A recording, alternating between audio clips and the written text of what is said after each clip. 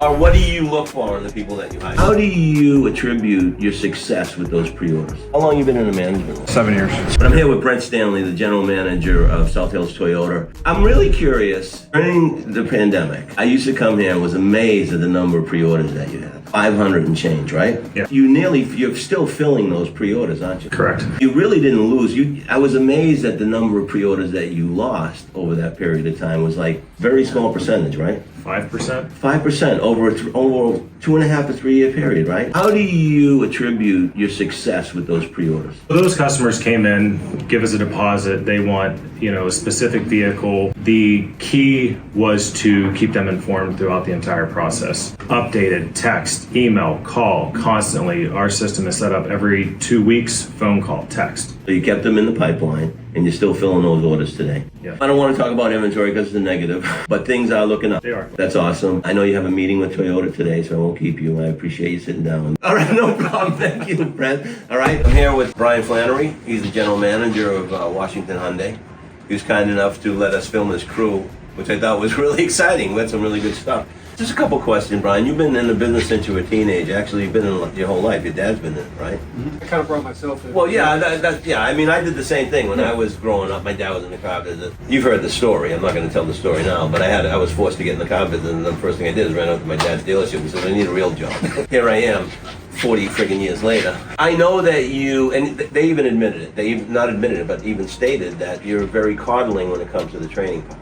What is the one most important thing that you feel as a general manager that your sales management staff should be doing with your sales consultant in order to keep them on track? If that, I think it's the consistency of coaching on every deal and understanding that what we train today in the last 3 years is perfectly indicative of it. Is what we train today may be different a month from now.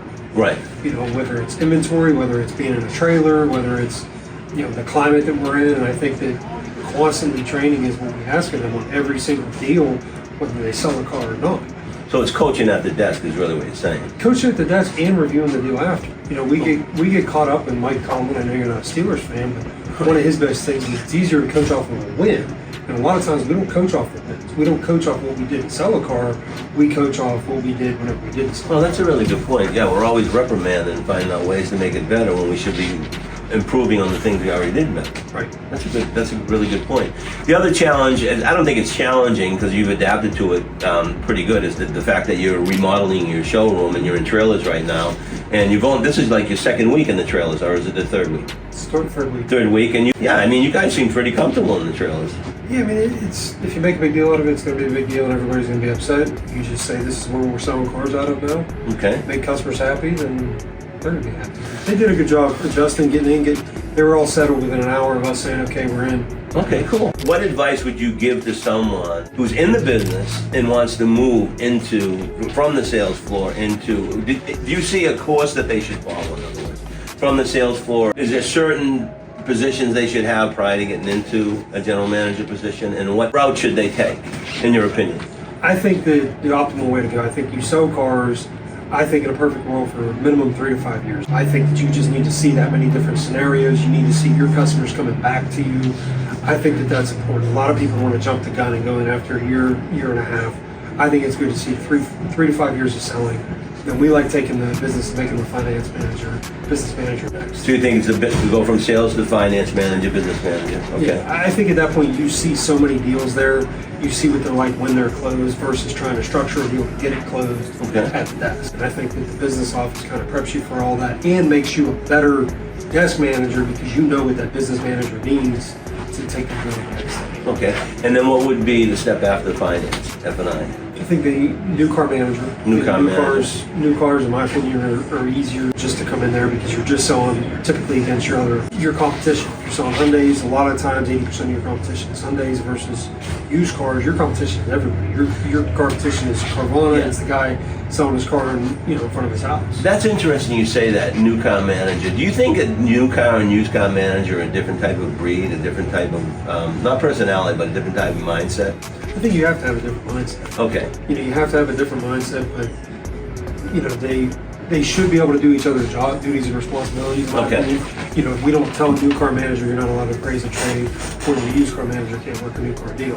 but I think that it is a different mentality to have. All right.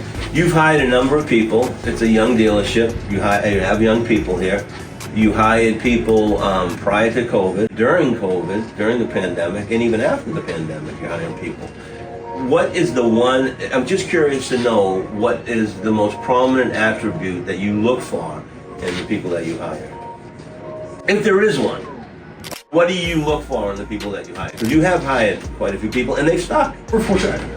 For me, I look at somebody that really wants to do this and wants to better their life. Okay. You know, regardless of where they're at. If we've had people that have been in other professions that have come in, been in management roles and come in to sell cars. We've had people that were washing cars or in our parts department or whatever the case may be. You have that, and you show them right now. Yeah, and I think that people that just want to better themselves, and then, you know, I like the old adage of don't keep them contained so they won't go anywhere. Treat them so that they don't want to. Treat them so they don't want to go. That's why they're stuck. Is, you know, we're training, we're constantly showing the next level, and we try to promote from within as often as we can. And what we have now is a pretty good People from within, because every manager in this organization is not high, with the exception of one. Yeah, we're lucky. We only have, of the 10 people that we have here, 11, we only have one person that has ever sold cars outside of, and that was for a brief period of time. That's awesome, man. So I'm here with Jason McKellen, and I think he, in my opinion, is one of the strongest general sales managers I know in the country. And I mean that sincerely. Thank you, sir. What do you attribute your success to? A lot of hard work, effort, consistency, and processes. We keep hearing that, consistency in processes. How long you been in the business? Just crossed 20 years. 20 years, and obviously, I would assume you started as a sales consultant. Yes. How long you been in the management role? 7 years. 7 years, and you've been with this company now, what, 4 years? Going on 4 or 5 We're years? going into 5 now. Okay, going into 5. You're consistently on our product prep webinars, and you give some really good advice when you're on them as well. You have a sales staff, and I know that you're very disciplined in your approach, and I think that's one of the attributes that they have that make you as good as I mentioned. What information or what suggestion would you give to other sales managers, general sales managers in your position with regard to the sales force and getting them to excel or even follow a process? Think about the process, make sure it's the right process that you put in, and adhere to it.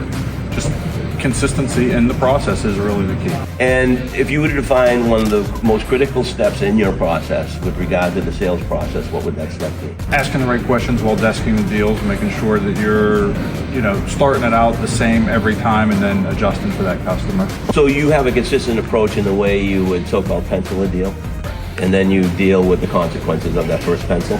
It gives you something to talk about. If you do everything the customer wants on the first shot, if you give them everything, you're very likely to get the, okay, great, I can go think about it. If it's not everything that they need, it gives you more questions to ask. Perfect advice. I like it. What advice would you give to sales consultants that have aspirations to be in and move up in the ladder in a position like yours? Be a leader among the peers. Oh, Work with everybody that's around you. A lot of times, if you already have been around a while, you already are looked at as a leader. there you go. Act like a leader. That's awesome advice. Until next time, go get them.